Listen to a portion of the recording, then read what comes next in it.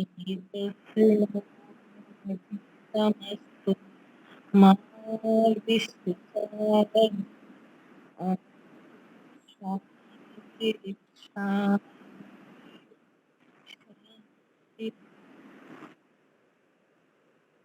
नमस्ते सबको सादर ओम।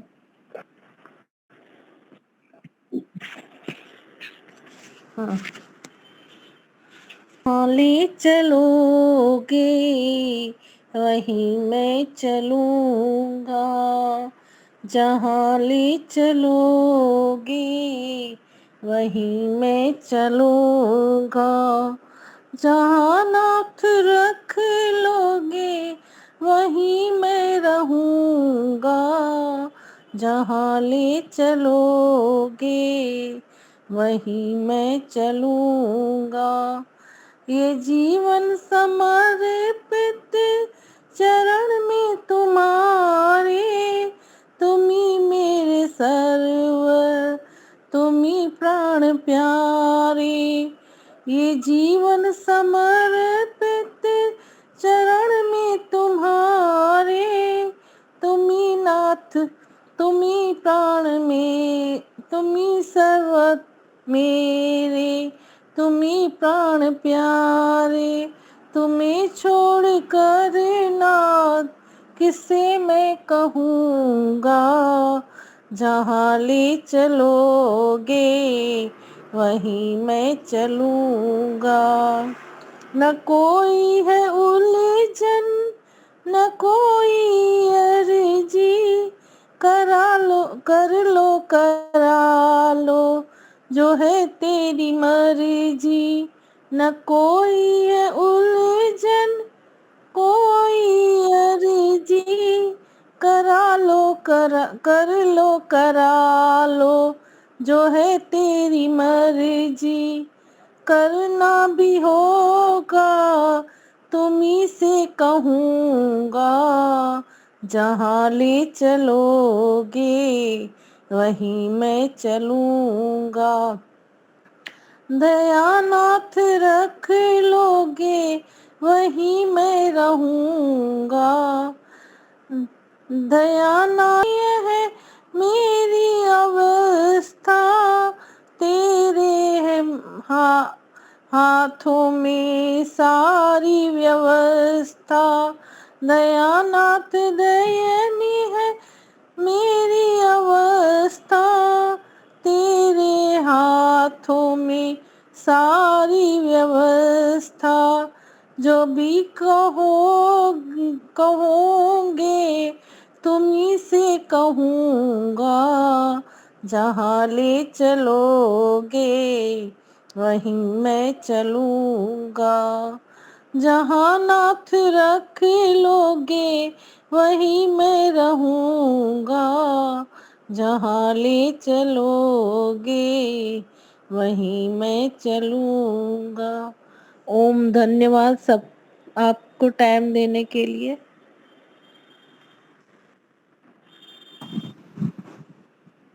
आगे अन्य कोई भजन के लिए? जहाँ के मालिक तेरा ही आसरा है, राजी है हम उसी में जिसमें तेरी रजा है। सारे जहाँ के मालिक तेरा ही आसरा है, राजी है हम उसी में जिसमें तेरी रजा है। हम क्या बताएं तुझको, सब कुछ तुझे खबर है। हर हाल में हमारी ते राजी है हम उसी में जिसमें तेरी रजा है। सारे जहाँ के मालिक तेरा ही आसरा है, राजी है हम उसी में जिसमें तेरी रजा है। धन्यवाद। हाँ जी, वक्ता अभी आ रहा है, 5 मिनट लगेगी। मैंने 4:15 कहा था, तो वो आ रहा है।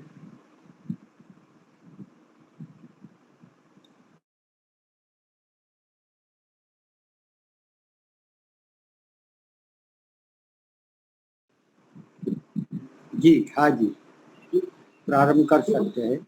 आवाज आ रही जी है? स्वामी। आवाज आ रही है? नमस्ते। तो शुरू करें ना? नमस्ते स्वामी जी। ठीक, नमस्ते जी, नमस्ते। तो शुरू करते हैं, ठीक है।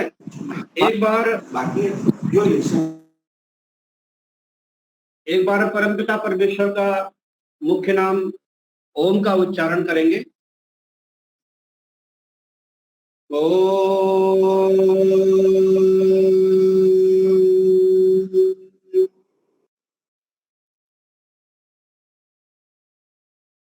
इस गूगल मीट में उपस्थित भाई बहनों, माताओं बहनों और आदरणीय मुनि जी, बहुत दिनों के बाद में आपने हमें याद किया है। तो मैं आज एक ऐसा विषय लेकर के आया हूं मैं, जो कि धर्म से संबंधित है, राष्ट्र से संबंधित है। अब मैं आपसे एक प्रश्न पूछता हूं कि इस संसार में एक व्यक्ति के जीवन में सबसे महत्वपूर्ण क्या होता है? क्या स्वास्थ्य महत्वपूर्ण होता है, चरित्र महत्वपूर्ण होता है, धन महत्वपूर्ण होता है, अथवा बुद्धि विचार ये सब महत्वपूर्ण होता है? इसमें से क्या महत्वपूर्ण होता है? एक प्रश्न आपसे पूछ रहे हैं। चरित्र सबसे अच्छा, आप चरित्र मानते हैं। और धन, व्यक्ति के जीवन में धन भी महत्वपूर्ण होता है। तो धन अपने आप आएगा। और स्वास्थ्य, स्वाध्याय भी महत्वपूर्ण है। स्वास्थ्य भी महत्वपूर्ण है। अच्छा, बुद्धि? बुद्धि तो पहले होगी तभी स्वाध्याय करेंगे ना। हाँ, तो आपको देखिए, मैं आपको एक उदाहरण बताता हूँ। एक व्यक्ति है, वो रूपवान भी है, गुणवान भी है, अच्छा स्वास्थ्य है उसके पास में, खूब धन संपत्ति है उसके पास में, अच्छा कमाता है और उसका चरित्र भी अच्छा है, स्वास्थ्य भी बहुत अच्छा है उसका, विचार भी उसके बहुत अच्छे हैं, और वो बुद्धि भी उसकी अच्छी है। तभी तो वो इतना पैसा कमा रहा है, सब सुख सुविधाओं से संपन्न है, वो इसीलिए तो संपन्न है। लेकिन कुछ दिनों के बाद में ऐसा उसका जीवन चल रहा था, लेकिन कुछ दिनों के उपरांत उस व्यक्ति का थोड़ा सा व्यवहार बदलता है, और बदलने के साथ ही क्या होता है, उसमें एक चिड़चिड़ापन आ जाता है, और थोड़ी थोड़ी बातों में वो क्रोधित होने लग जाता है। तब क्या होता है, लोग उससे दूरी बनाने लग जाते हैं, चाहे वो सगे संबंधी हो या मित्र हो, धीरे धीरे वो उससे दूरी बनाने लग जाते हैं। अब जब दूरी बनाने लग जाते हैं, तो इसमें, इस उदाहरण में क्या ऐसा चीज परिवर्तन हुआ जिससे उसमें ऐसा बदलाव आया? ये जो परिवर्तन आया, क्योंकि स्वास्थ्य भी है उसके पास में, पैसा भी है उसके पास में, और सारी सुख सुविधाएं भी, साधन संपन्नता भी है उसके पास में, लेकिन फिर भी लोग उससे क्यों बचना चाह रहे? क्या बदला? तो मित्रों, इसमें बदला है बुद्धि, और कुछ नहीं बदला। स्वास्थ्य भी उसका अच्छा है, धन भी उसके पास में है, लेकिन क्या बदला? बुद्धि बदल गई। तो इसका मतलब यह हुआ कि बुद्धि महत्वपूर्ण होती है, सभी चीजों से सभी महत्वपूर्ण होते हैं, लेकिन सबसे ज्यादा महत्वपूर्ण क्या होता है? बुद्धि महत्वपूर्ण होती है।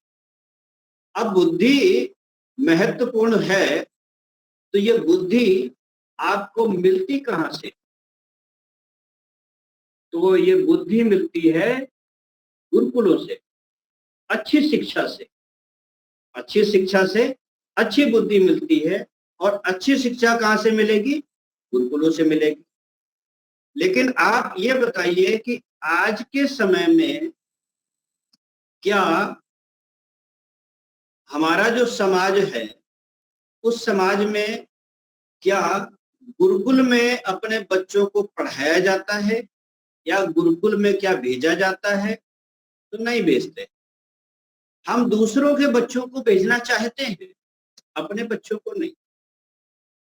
हम अपने बच्चों को क्या पढ़ाना चाहते हैं?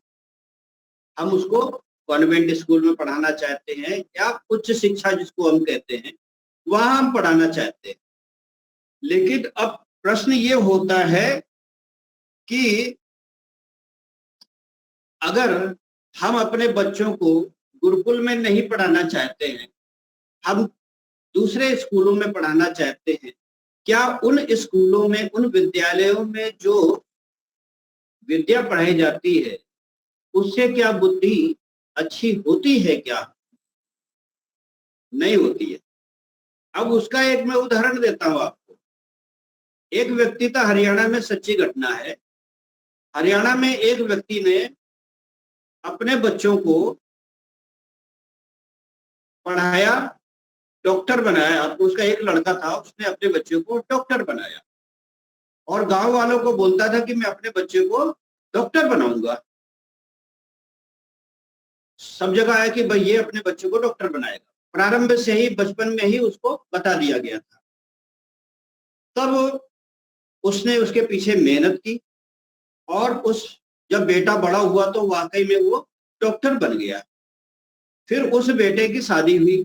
शादी होने के बाद जो नई नई बहू आई, तो उसने कहा कि हम तो शहर में रहेंगे, गांव में तो नहीं रहेंगे। तो बोला ठीक है बेटा, चले जाओ फिर। तो गांव में उन्होंने शहर में जाकर के फ्लैट ले लिया और रहने लग गए, खरीद लिया उन्होंने। अब एक दिन पिता और माता दोनों लोग गए कि चलो हम अपने बेटे से मिलने से चलते हैं। तो वहां जब गए, तो वहां उसके पास में अपने माता पिता के लिए समय ही नहीं था। छोटा सा फ्लैट था, और उसमें माता पिता भी रह रहे थे। तो 3 दिन हो गए, 4 दिन हो गए। पिताजी सोच रहे कि बेटा आज बात करेगा, कल बात करेगा, परसों बात करेगा, लेकिन बेटे के पास में समय नहीं था। बहू भी डॉक्टर थी संयोग से, बहू के पास भी समय नहीं था। अब बहू को ये चिंता होती थी कि ये माता पिता कब जाएंगे, क्योंकि हम तो बाहर का खाना खाते थे, या कभी बनाया तो बनाया, नहीं बनाया तो बाहर से बना लिया, बाहर से खा लिया। अब एक नियम बन गया कि हमको शाम को जल्दी आना है और भोजन बनाना है माता पिता के लिए। तो एक नया काम बढ़ गया ना उनके पास में। तो बहू सोचने लग गई कितनी जल्दी इनको निकाला जाए। तो इस वजह से इनको उपेक्षित करना शुरू कर दिया। तो जब 4-5 दिन हो गए, तो इनको लगा कि अब ये दोनों मेरे को उपेक्षा भाव से रख रहे हैं। तो फिर अपने आप ही वो बोले ठीक है बेटा, अब हम जा रहे हैं। बोला ठीक है। वो चाहते यही थे कि पिताजी और माताजी जल्दी चले जाए, तो हमको स्वतंत्रता मिल जाए। पिताजी माताजी चले गए गांव में वापस। तो गांव में जब वापस आए तो बड़े दुखी थे। तो उनका एक मित्र था, उसने पूछा कि भाई आप क्यों दुखी हो? तो बोला मेरे बेटे ने, मेरे बहू ने मेरे साथ अच्छा व्यवहार नहीं किया, इसलिए मैं दुखी हूं। मैंने उनके पीछे इतना खर्चा किया, इतना मैंने तप किया उनके पीछे, लेकिन उन्होंने मुझे रिस्पॉन्स नहीं दिया, इसलिए मैं दुखी हूं। तो उनका जो पड़ोसी था, उन्होंने एक बात कही। उन्होंने कहा कि महाराज आप एक बताइए, आप अपने बेटे को क्या बनाना चाहते थे? बोला डॉक्टर। तो डॉक्टर बना दिया आपने, लेकिन आपने मनुष्य तो नहीं बनाया ना उनको, आपने चरित्र तो नहीं दिया ना, आपने एक अच्छी बुद्धि तो नहीं दी ना उनको। आपका जो संकल्प था वो संकल्प पूरा हो गया, वो भी डॉक्टर बन गया और संयोग से उसकी बहू भी डॉक्टर मिल गई। तो डॉक्टर तो आपने बना दिया, लेकिन आपने उसको क्या नहीं दिया, एक अच्छी बुद्धि नहीं दी, क्योंकि जिस स्कूल में आपने उसको पढ़ाया वहां अच्छी बुद्धि, अच्छा चरित्र वहां नहीं सिखाया जाता था। वहां केवल ये सिखाया जाता था कि तुमको डॉक्टर बनना है, तुमको इंजीनियर बनना है, तुमको वैज्ञानिक बनना है, तुमको ये बनना है, तुमको वो बनना, लेकिन मनुष्य बनने की शिक्षा वहां पे नहीं दी जाती थी। लेकिन गुरुकुल एक ऐसी पद्धति है जहां पे डॉक्टर बनने के साथ साथ में, इंजीनियर बनने के साथ साथ में चरित्र और अच्छी बुद्धि की भी वो भी प्रदान की जाती है। इसलिए गुरुकुल का पढ़ने वाला जो विद्यार्थी होता है वो कभी भी गलत मार्ग पे नहीं चलता है। तब कहते हैं कि जब बुद्धि, अब जो हमारे समाज में इसी प्रकार से सभी लोग हैं, सभी लोग, कोई डॉक्टर है, कोई इंजीनियर है और कोई क्या है, कोई क्या है, लेकिन कोई भी मनुष्य नहीं है। बुद्धि किसी की भी स्थायी नहीं है, बुद्धि किसी की भी अच्छी बुद्धि जिसको बोलते हैं सात्विक बुद्धि, वैदिक बुद्धि, वो बुद्धि किसी के अंदर में नहीं है। क्योंकि हमारे समाज में जब मुसलमान आए तो मुसलमानों की मान्यताएं हमारे अंदर आरोपित हो गई 600 सालों तक। ईसाई आए, अंग्रेज आए, तो अंग्रेजों की मान्यताएं हमारे पर हावी हो गई। ठीक है, बौद्ध धर्म उसके पहले था तो बौद्धों की मान्यताएं हम पर हावी हो गई। हम बौद्धों की मान्यताओं का भी अनुकरण करने लग गए, ईसाइयों की भी मान्यताओं का अनुकरण करने गए और इस्लामिक मान्यताओं का भी अनुकरण करने लग गए, सिख मान्यताओं का भी अनुकरण करने लग गए और जैन मान्यताओं का भी अनुकरण करने लग गए। फिर उसके बाद में पौराणिक मान्यताएं आई, अलग अलग मत पंथ संप्रदाय खड़े हो गए, इन सब की अलग अलग मान्यताएं थी। तो अलग अलग मान्यताएं हम सबको हमने जो ना का अनुकरण हम करने लग गए। तो इससे क्या हो गया, हमारी बुद्धि क्या हो गई, घुली मिली हो गई। घुली मिली हो गई ना, जब घुली मिली हो गई तब क्या हो गया, ये घुलन मिलन होने की वजह से हमारा जो राष्ट्र है वो राष्ट्र कैसा हो गया, वो राष्ट्र हो गया धर्मनिरपेक्ष राष्ट्र हो गया। धर्मनिरपेक्ष राष्ट्र इसलिए हो गया, हम धर्मनिरपेक्ष व्यवस्था के अंतर्गत आ गए ऑटोमेटिकली, क्योंकि सारी मान्यताएं हमने आरोपित कर ली अपने अंदर, क्योंकि गुरुकुल की व्यवस्था नहीं थी। हम जिन स्कूलों में पढ़ने के लिए हमारे बच्चे जाते हैं, हम जिस स्कूलों में हमने पढ़ाई की, वहां पे सारे धर्म के लोग थे, सारी मान्यताओं के लोग थे, और वो जो टीचर थे वो सारी मान्यताओं को आधार बना करके पढ़ा रहे थे, अर्थात सेकुलरिज्म का पाठ पढ़ा रहे। आज भी विद्यालयों में सेकुलरिज्म ही पढ़ाया जाता है, धर्मनिरपेक्षता। तो हम ऑटोमेटिकली क्या हो गए, धर्मनिरपेक्ष व्यवस्था के अंतर्गत आ गए। अब जब धर्मनिरपेक्ष व्यवस्था के अंतर्गत आ गए तो क्या होगा, अब धर्मनिरपेक्ष शब्द का अर्थ क्या होता है? धर्मनिरपेक्ष शब्द का अर्थ होता है जो धर्म से रहित है, जिसका कोई धर्म नहीं है, वो धर्मनिरपेक्ष है ना। निरपेक्ष मतलब रहित, और धर्म, धर्म से रहित होना धर्मनिरपेक्षता है। तो हम अभी क्या है, धर्मनिरपेक्ष व्यवस्था के अंतर्गत। भले ही हम अपने आप को वैदिक कहे, कोई कहे अपने आप को पौराणिक, कोई कहे अपने आप को बौद्ध, कोई कहे अपने आप को सिख ईसाई, लेकिन जो एक राजनयिक व्यवस्था है वो एक धर्मनिरपेक्ष व्यवस्था है। और इस धर्मनिरपेक्ष व्यवस्था में होने के कारण नुकसान क्या हो रहा है, देखो उदाहरण बताता हूं। एक व्यक्ति गाय पालता है ना, वो सरकार के पास जाता है और सरकार से कहता है मुझे गौशाला खोलनी। तो सरकार क्या कहती है कि ठीक है, कोई बात नहीं, आपको गौशाला खोलनी है तो आपको सब्सिडी दी जाएगी, अगर भूमि नहीं है तो भूमि भी आपको आवंटित करके दी जाएगी और आप गौशाला खोलिए। हम आपकी पूरी सहायता करेंगे। जो भी सहायता सरकार का जो भी नियम होगा वो सरकार अपने नियम के दायरे में रहते हुए सरकार आपको पूरी तरीके से सहायता देगी। तो जैसे आपने देखा होगा गुजरात में भाबर में मैं एक जगह गया था, तो भाबर में बहुत सारी गौशालाएं हैं, 5-5 हजार गौओं की गौशालाएं हैं वहां पे, 10-10 हजार गौओं की गौशालाएं हैं वहां पे, बहुत बड़ी बड़ी गौशालाएं हैं। ऐसे गुजरात में, राजस्थान में, सब जगह गौशालाएं। तो ये गौशालाएं कौन चला रहे हैं? ये गौशालाएं चला रहे हैं हिंदू चला रहे हैं, सनातन धर्म को मानने वाले चला रहे हैं, पौराणिक मान्यताओं को मानने वाले चला रहे हैं, अर्थात पूरा हिंदू समाज, पूरा सनातन समाज इन गौशालाओं को चला रहा है और सरकार उनको सब्सिडी भी दे रही है, सरकार उनको सहायता भी दे रही है। दूसरी तरफ मुसलमान कोई जाता है उनके पास में कि भाई ऐसा है, हमारे यहाँ तो मांस खाना धर्म में आता है, धर्म के अंतर्गत आता है, हमारी पुस्तक ये कहती है कि हमको मांस खाना चाहिए। तो सरकार क्या कहती है? बोले खाइए, हम थोड़ी मना कर रहे हैं। तो भाई मांस खाने के लिए सीधी सी बात है, फिर हमारे पास में सब सुविधा होनी चाहिए।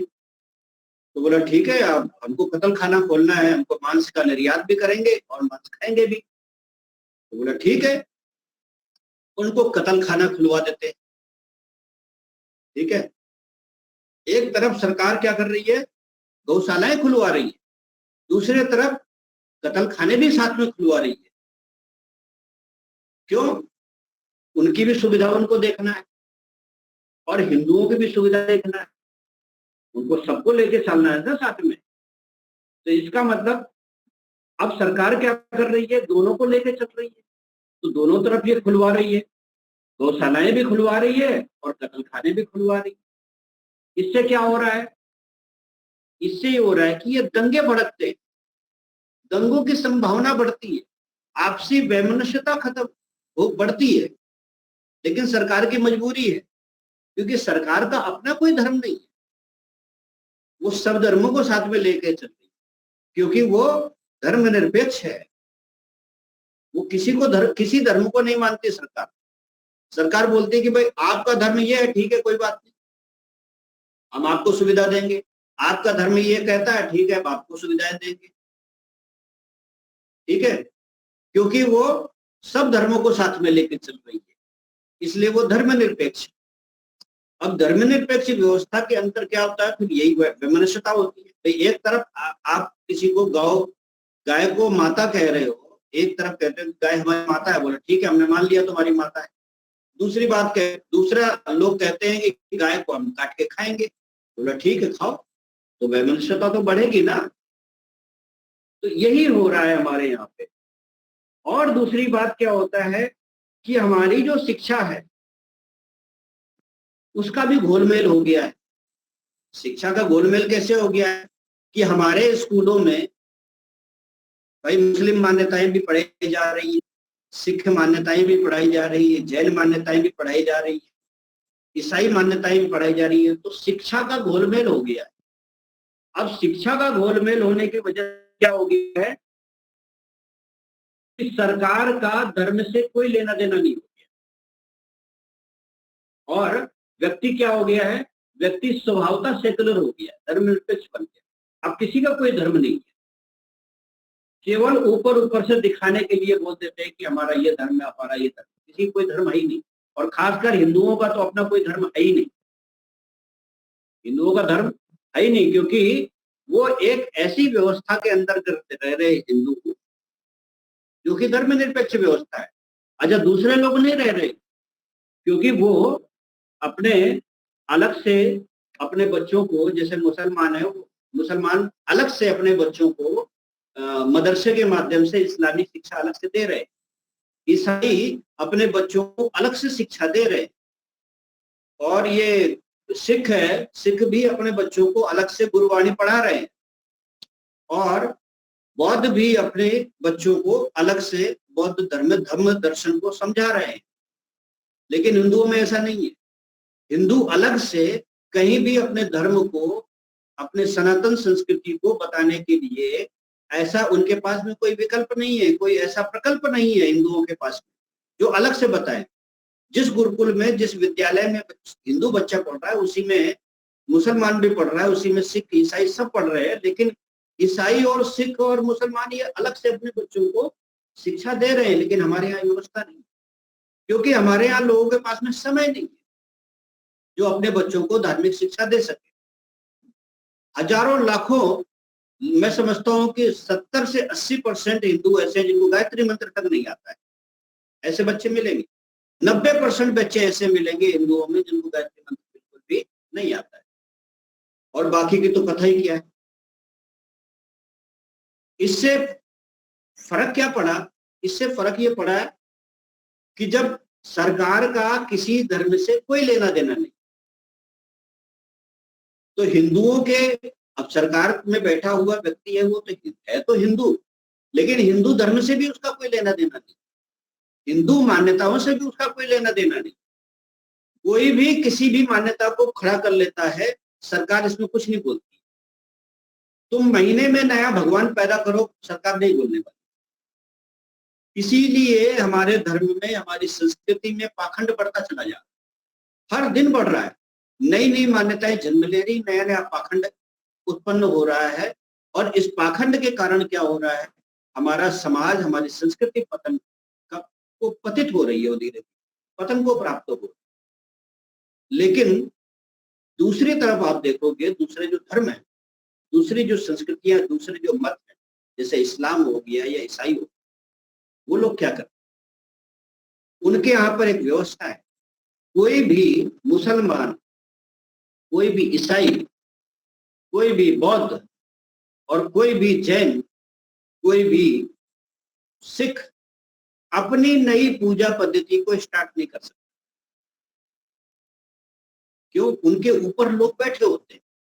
उसने नई पूजा पद्धति को शुरुआत करी तो वहां सीधे सी बात है, उसके पास जवाब तलब करना पड़ेगा कि भाई ये कहाँ लिखा है, बताओ। किसी ने नमाज की अगर कोई अलग विधि स्थापित कर दी तो सीधी सी बात है, वो शाही इमाम है, उससे जवाब तलब करेगा कि भाई आपने जो नई पद्धति निकाली है इसका प्रमाण बताओ। तो उनके यहाँ तो व्यवस्था सुधर जाती है।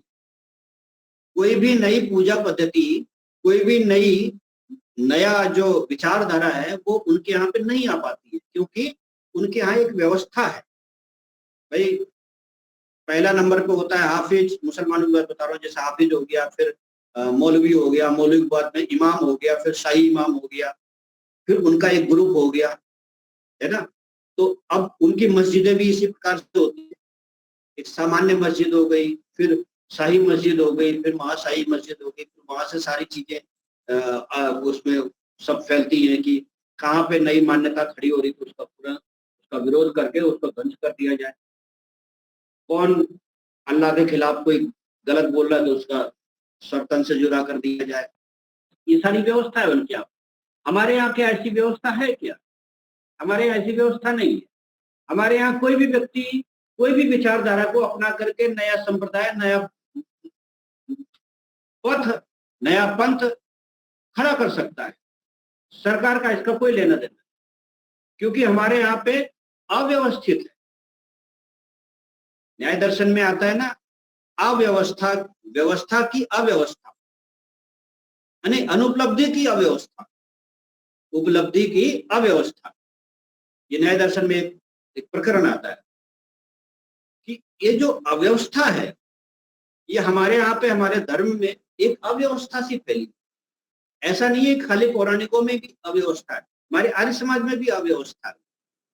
आप चले जाओ, आर्य समाज में भी अलग अलग तरीके से, अलग अलग राज्यों में, अलग अलग गुरुकुलों में यज्ञ करने की अलग अलग विधि है ना। कहीं पे कोई मंत्र बोलते हैं, कहीं पे कोई मंत्र, समाप्ति सबकी अलग अलग है। अलग अलग मंत्रों को अलग अलग तरीके से लोगों ने जोड़ रखा है ना। सब जगह आपको अलग अलग मिलेगा। यहाँ तक कि जो ये क्या बोलते हैं, 3 संविधाएं जो होती है ना, है ना, वो 3 संविधाओं के जो 4 मंत्र हैं उनमें भी भिन्नता है। कहीं पर तो चारों मंत्रों के सामने लोग ओम लगाते हैं, और कहीं कहीं पे आपने देखा कि एक पहले मंत्र पे अयंति इद्म आत्मा, वहां से जब वो ओम का लगाते हैं उसके बाद में ओम नहीं लगाते, सब जगह अलग अलग है। ऐसे ही मन जब यज्ञ समाप्त तो होता है, समाप्ति के बाद भी अलग अलग, कहीं पर कोई श्लोक कोई बैठा देता है, कहीं पे कोई मान्यता है, कहीं कोई मान्यता है, तो अलग अलग हो गया ना। यहाँ पे आर्य समाज में भी अलग अलग हो गया। ऐसे ही पौराणिकों में भी देखो, पौराणिकों में भी अलग अलग प्रकार की मान्यताएं हैं। हर दिन एक नया, हर हर महीने हर साल एक नया भगवान पैदा हो रहा है। ये क्यों है? क्योंकि यहाँ पे नियंत्रण नहीं है धर्म के ऊपर।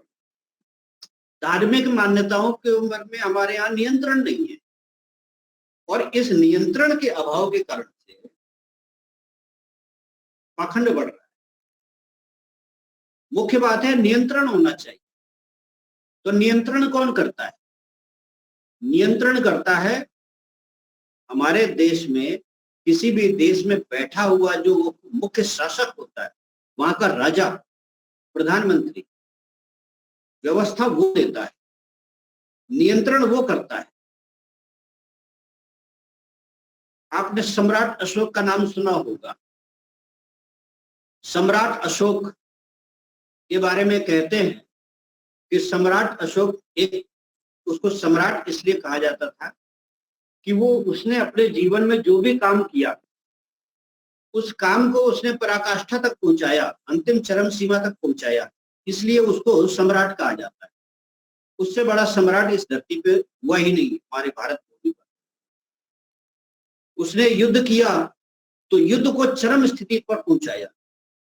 उसने अंतिम युद्ध जो लड़ा कलयुग का, उसमें कहते हैं कि उसने किसी को नहीं छोड़ा, औरत, बच्चे, पुरुष, किसी को नहीं छोड़ा, सबको काट के फेंक दिया। वहां युद्ध की चरम अवस्था तक पहुंच गया और पूरे आर्यावर्त पे उसका अधिकार था। इतना बड़ा शासक। दान की बारी आई तो दान में भी उसने इतना दान किया कि अपने पास कुछ नहीं छोड़ा। यहाँ तक कि अपने पुत्र और पुत्री को भी उसने दान दे दिया। ऐसे ही जब वो धर्म के मामले में आया, तो जब वो बौद्ध बना तो बौद्ध धर्म को भी उसने ऊंचाइयों पे पहुंचाया। बौद्ध धर्म था नहीं इतना ज्यादा, लेकिन सम्राट अशोक ने जब बौद्ध धर्म को स्वीकार किया तो उसने बौद्ध धर्म को जन जन तक फैला दिया। यहाँ तक कि उसने श्रीलंका और इधर म्यांमार और पता नहीं कहाँ जहां भी था, सब जगह उसने बौद्ध फैला दिया। उसका भय इतना था, उसने उसको भी चरम सीमा तक पहुंचाया। तो कहने का तात्पर्य ये कि ये जो राजा होता है वही धर्म को बढ़ाता है। और धर्म का संवर्धन कौन करता है? धर्म का संवर्धन करते हैं विद्वान, अर्थात ब्राह्मण। ब्राह्मण धर्म का संवर्धन करते हैं, धर्म की मान्यताओं का संवर्धन करते हैं। लेकिन विस्तार हमेशा राजा के द्वारा होता है। तो राजा कैसा होना चाहिए? यदि हमको वैदिक मान्यताओं को इस देश में लागू करवाना है तो सीधी सी बात है, प्रवचन करके धार्मिक मान्यताएं हमारे समाज में स्थापित नहीं हो सकती। महर्षि दयानंद सरस्वती ने भी तो कोशिश की। उनसे बड़ा कौन विद्वान हो सकता था? उनसे बड़ा ऋषि कौन हो सकता था? लेकिन विद्वान केवल विद्या का संवर्धन कर सकता है। कुछ लोगों में उस विद्या को डाल करके उसका संवर्धन कर सकता है, बस इतना ही कर सकता है। उसको राष्ट्रव्यापी उस मान्यता को नहीं बना सकता। राष्ट्रव्यापी बनाने के लिए राजा का होना बहुत जरूरी है। लेकिन राजा ही जब धर्मनिरपेक्ष हो जाएगा तो हम उससे धर्म की अपेक्षा कैसे रख सकते हैं? नहीं रखी जा सकती। तो आवश्यकता, आज सबसे बड़ी जो आवश्यकता है वो ये है कि हम यदि वैदिक धर्म को इस देश में लागू करवाना चाहते हैं तो जगह जगह प्रवचन करके, जगह जगह प्रचारक पहुंचा करके इससे काम नहीं बनेगा। प्रचारक बढ़ाने से भी कुछ नहीं। जब तक प्रशासन में अपना व्यक्ति नहीं, जब तक प्रशासनिक सेवाओं में और नेताओं में तथा उच्च पदस्थ स्थिति में अर्थात राष्ट्रपति हो गया या प्रधानमंत्री हो गया, मुख्यमंत्री हो गया, ऐसे पदों पर यदि वैदिक धर्मी नहीं होगा तो इस देश में कभी भी वैदिक संस्कृति लागू नहीं हो सकती, वर्ण व्यवस्था कभी लागू नहीं हो सकती, आश्रम व्यवस्था लागू नहीं हो सकती। उसके लिए बहुत जरूरी है राजा का उस विचारधारा का होना, लेकिन राजा उस विचारधारा का नहीं है। उसका कारण है कि इस देश की धर्मनिरपेक्ष व्यवस्था, इस धर्मनिरपेक्ष व्यवस्था जब खत्म हो जाएगी तब ऐसा हो सकता है। लेकिन उसमें भी यह है कि राजा वैदिक होना चाहिए। यदि पौराणिक हुआ तब क्या होगा? पौराणिक हो गया तो भी वही दिक्कत होगी। वो जो आज थोड़ा बहुत जो चल रहा है पाखंड, जो नई नई मान्यताएं जन्म ले रही हैं, यदि पौराणिक जन्म लेगा तो उससे ज्यादा होगा। आपने मध्यकालीन युग में जब ये मौर्य वंश जब समाप्त हुआ, मौर्य वंश समाप्त होने के बाद में ये सम्राट अशोक के बाद में उनके जो दोनों बच्चे थे वो तो बौद्ध बन गए थे, और उनके भी जो क्या बोलते हैं, जो उनका जो लड़का था, उनके लड़के का भी एक लड़का था, वो राजा बना था, जिसका नाम था बृहद्रथ। वो राजा बना तो वो राजा, अब चूंकि वो भी बौद्ध था, लेकिन वो था क्या, वो आलसी था, और उसके अंदर में राज को चलाने का इतना अच्छा अनुभव नहीं था। उसका एक सेनापति था जिसका नाम था पुष्यमित्र शुंग। पुष्यमित्र शुंग बाय बर्थ ब्राह्मण था और पौराणिक मान्यताओं वाला था, अर्थात वो इन सब मान्यताओं को रखता था। अब उसको मार करके ये जब पुष्यमित्र शुंग जब राजा बना तो इसने सबसे पहला काम क्या किया? सबसे पहला काम क्या किया कि जो इस देश में पुरोहित थे, पंडे पुजारी थे, बराबर, इस देश का जो ब्राह्मण वर्ग था उसको पूरी छूट दे दी, बराबर, खुली छूट है तुमको। और इतनी छूट दे दी कि उसी के काल से ये सारे पाखंड और सारे जितने भी ये अवतारवाद की जो अवधारणा है या जितने भी देवी देवताओं की जो अवधारणा है, ये सब वहीं से चल पड़ी और वहां से चल पड़ी। तो कहने का मतलब ये है, मैं ये सब उदाहरण दे रहा था, मैं ये उदाहरण देने का मतलब है कि राजा ही चीजों को बिगाड़ सकता है, राजा भी उसको सुधार सकता है।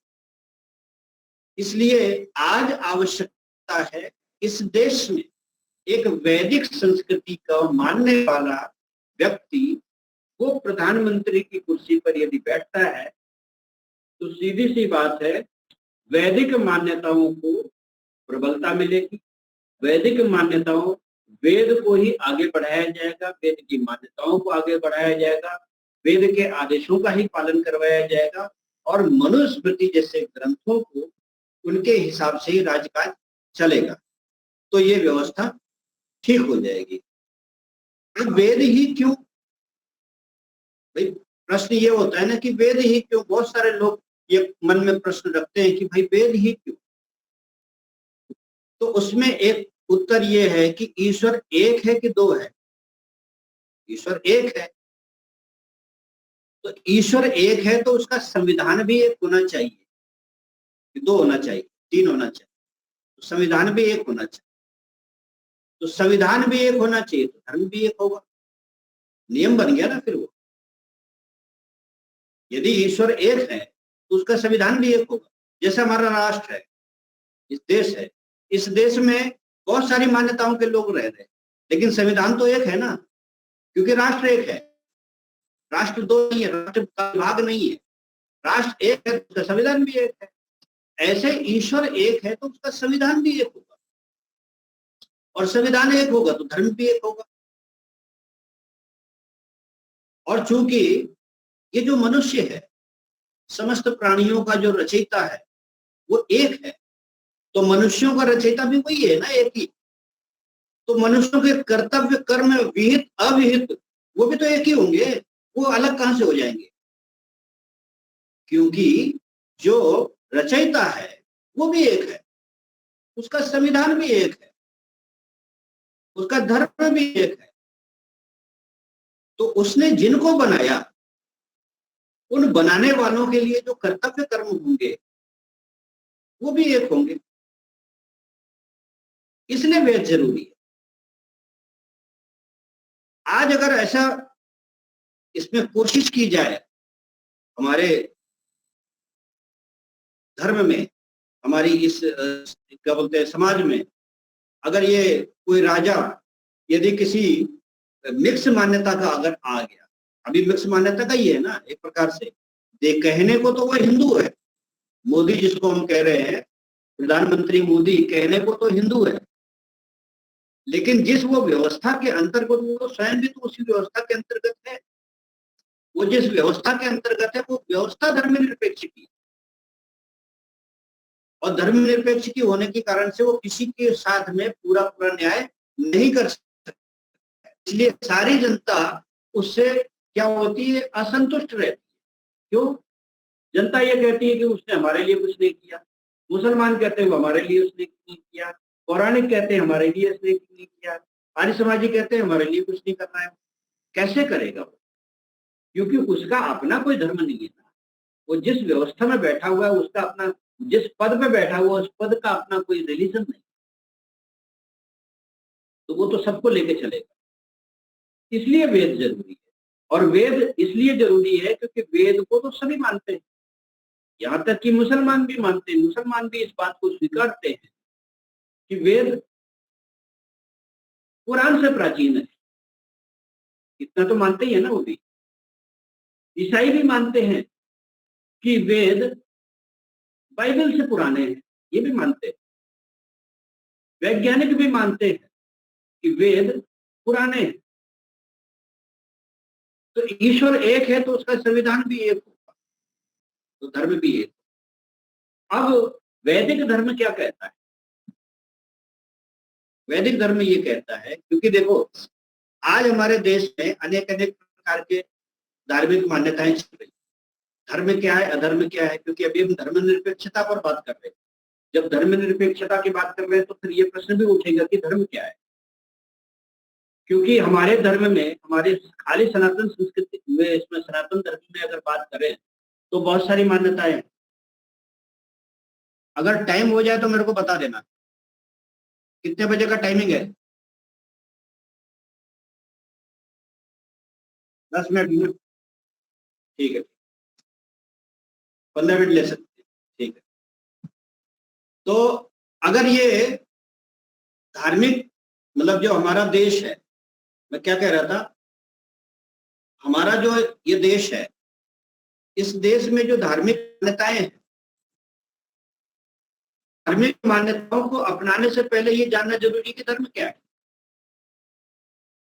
क्योंकि हमारे समाज में अनेक प्रकार की मान्यताएं चल रही।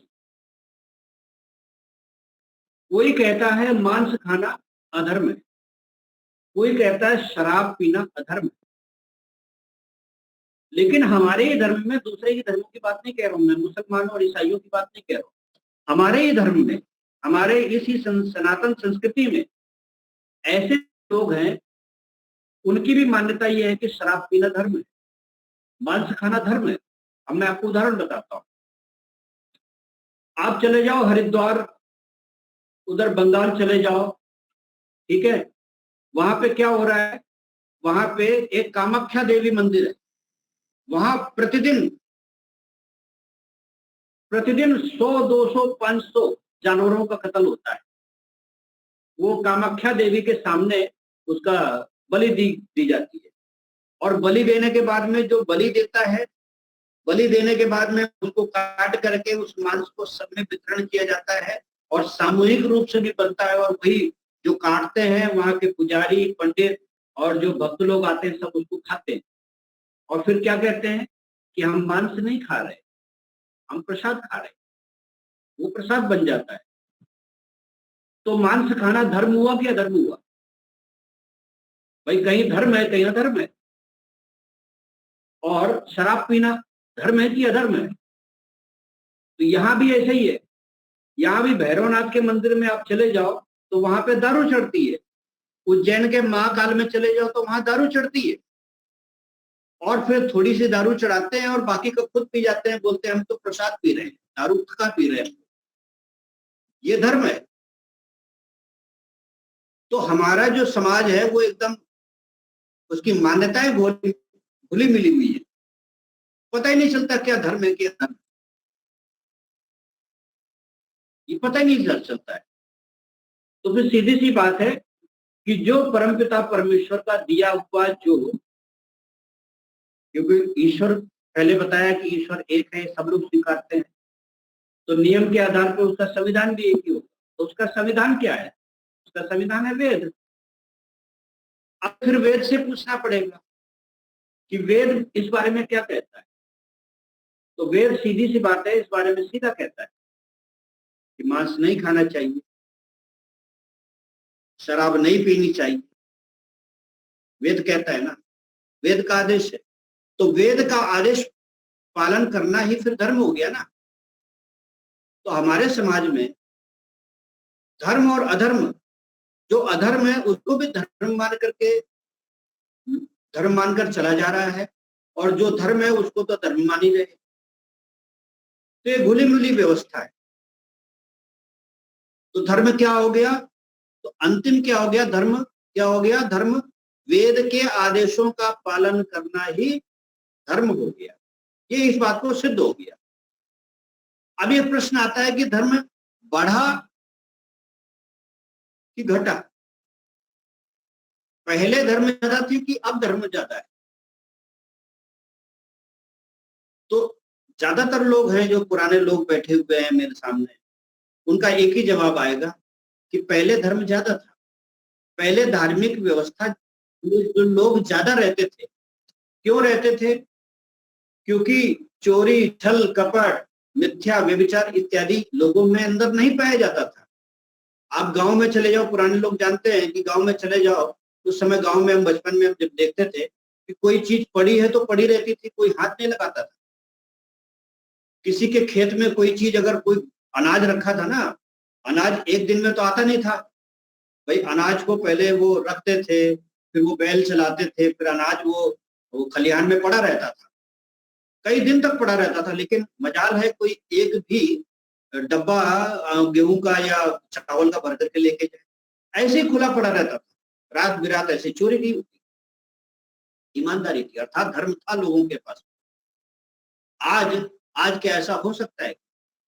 आज बड़े बड़े हम घर बनाते हैं, बड़ी बड़ी कॉलोनियों में हम रहते हैं, कितनी सुरक्षा होती है, उसके बाद भी अपने घर में हम ताला लगाते हैं ना।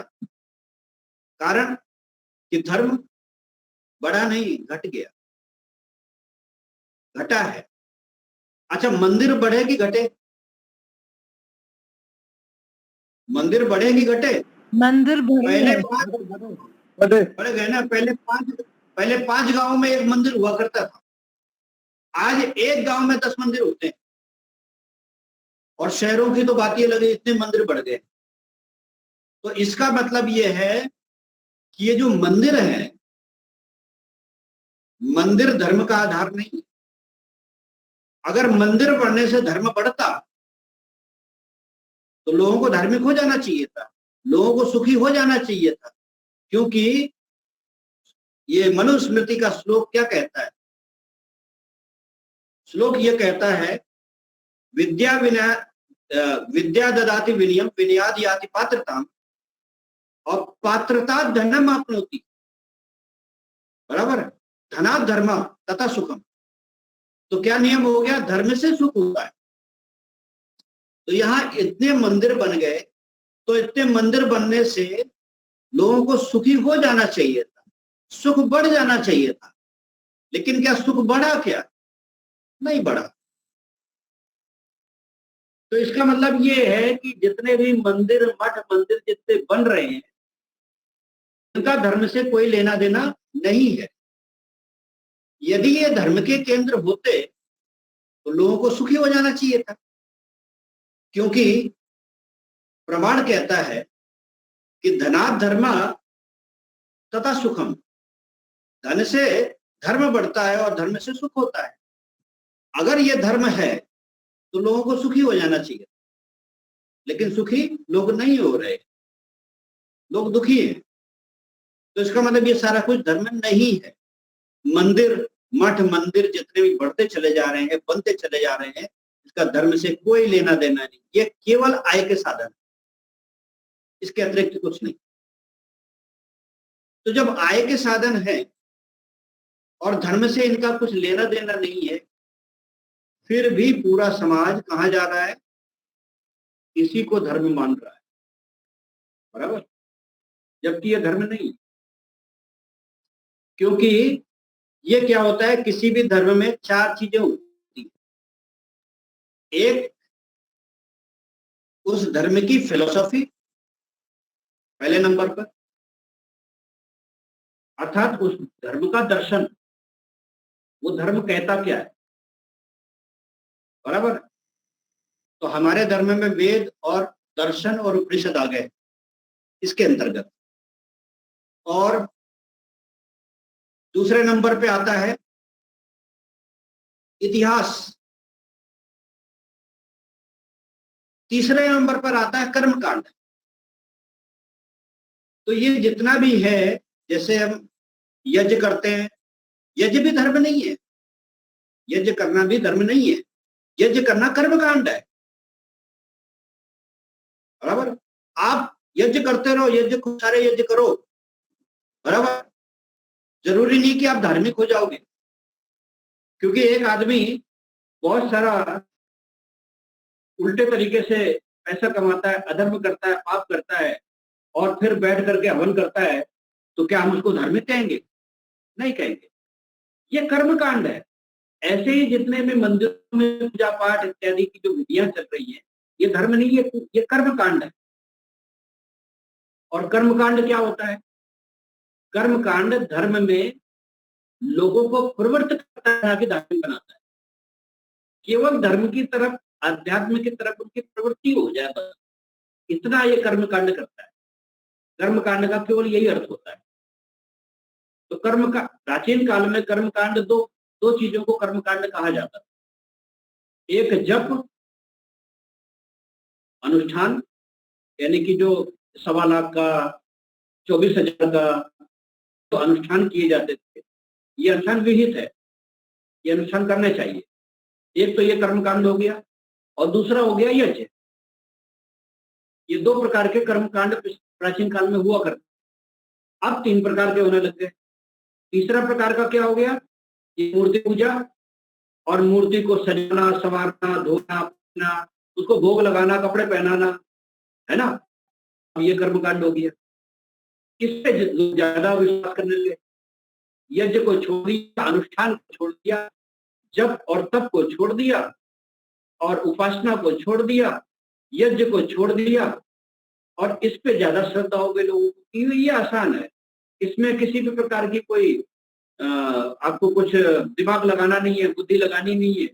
बस जैसा पंडित कर रहा है, बस खड़े खड़े देखना है। मंदिर में बैठा हुआ जो पंडित है, बस उसको देखना है कि कैसे वो कपड़े पहनाता है, कैसे वो साफ सफाई रखता है, कैसे फूलों का श्रृंगार करता है, और कैसे वो भोग लगाता है। और बस इतना देख लिया, फिर आरती हो गई, और उसके बाद में हो गया, बस हो गया। ये कर्मकांड के अंदर। लेकिन हमने क्या किया है? हमने इसको धर्म मान लिया है। धर्म नहीं है। धर्म तो वो है जो वेद के आदेशों का, यानी वेद में जो विहित है, और जो, यानी विधि, वेद में 2 चीजें हैं, विधि और निषेध। क्या करना चाहिए और क्या नहीं करना चाहिए। जो करना चाहिए उसको अपना लेना, यानी उसका अनुसरण करना, और जो नहीं करना चाहिए उसका त्याग कर देना। इस प्रकार से जो व्यक्ति करता है, वो समझो वेद का आदेश का पालन करता है। तो वेद का आदेश का पालन करना धर्म है, ना ही कर्म कांड को करना धर्म है। कर्म कांड को करना धर्म नहीं है। वेद का आदेश है कि यज्ञ करना चाहिए, इसलिए धर्म है। देखो, यज्ञ को दो तरीके से, यज्ञ करना चाहिए, यज्ञ करना धर्म है। अगर इस प्रकार से समझोगे तो वो धर्म नहीं माना जाएगा। लेकिन वेद का आदेश है इसलिए वो धर्म है, इस हेतु से वो धर्म माना जाएगा, क्योंकि वेद का आदेश है। ठीक है ना? वेद का आदेश है, यानी शास्त्रों का आदेश है कि जब तब करना चाहिए, समय समय पर जब तब करना चाहिए। यानी कि कभी कभी 24,000 गायत्री मंत्र का अनुष्ठान कर लो। बहुत अगर मन चंचल हो रहा है तो 24,000 गायत्री मंत्र का अनुष्ठान करो, ये विहित है, इसमें कुछ नहीं है। क्योंकि ये क्या बोलते हैं, ये वैदिक संस्कृति का है, हिस्सा है। क्योंकि ये आप ब्राह्मण ग्रंथों को पढ़ेंगे तो वहां ये चीजों का विधान मिलेगा। अग्निहोत्रम जुहियात स्वर्ग कामा, स्वर्ग की कामना के लिए यज्ञ करना चाहिए, है ना? और फिर इसमें लिखा गया ना, या वही एतत् अक्षरम अविदित्वा, बृहदारण्यक का है, या वही एतत् अक्षरम अविदित्वा जुहोति यजते तपो तप्यते बहुनि वर्षाणि अंतपत एवं तस्य भवति। कहने का मतलब ये है कि वहां भी जप का और अनुष्ठान का प्रवचन किया गया है ऋषि के द्वारा। यज्ञ का भी है और जप का भी है, तो दोनों भी वैदिक है, दोनों भी शास्त्रीय है, इन दोनों को करना चाहिए। लेकिन ये जो है, ये जो दूसरे जो मूर्ति को कपड़ा पहनाते हैं और मूर्ति को पूजा करते हैं, उसको भोग लगाते हैं, ये शास्त्रीय नहीं है। आजकल ये कर्मकांड में सर्वप्रथम हो रहा है, लेकिन ये शास्त्रीय विधि नहीं है। हालांकि है कर्मकांडी है, लेकिन शास्त्रीय नहीं है। तो इस प्रकार से धर्म क्या होता है और धर्म निरपेक्षता क्या होती है, ये दोनों चीजें मैंने आपको समझाई। आशा करता हूं कि आपको समझ में आ गया होगा कि धर्म और धर्म निरपेक्षता क्या हमारे लिए फायदेमंद है और क्या हमारे लिए इससे, हमारे धर्म निरपेक्षता से क्या नुकसान है, और धर्म क्या है, धर्म क्या अधर्म है, और किन चीजों को धर्म मान करके हम पालन अधर्म की ओर जा रहे हैं, इसका परिज्ञान जब तक नहीं होगा तब तक हम अधर्म को भी धर्म मानकर चलते रहेंगे। और इस प्रकार से पौराणिक, इस प्रकार से ये जो पाखंड बढ़ता है, ऐसी मान्यताएं बढ़ती हैं जो कि समाज को पतन की ओर लेके जाती है, हमारी संस्कृति को पतन की ओर लेके जाती है। तो इस प्रकार से धर्म को समझते हुए धर्म का पालन करना चाहिए। इसी के साथ मैं अपनी वाणी को विराम देता हूँ।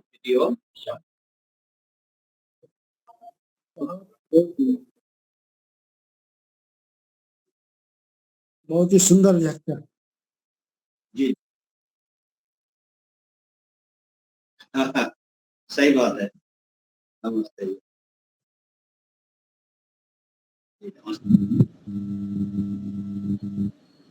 बंद किया जाए।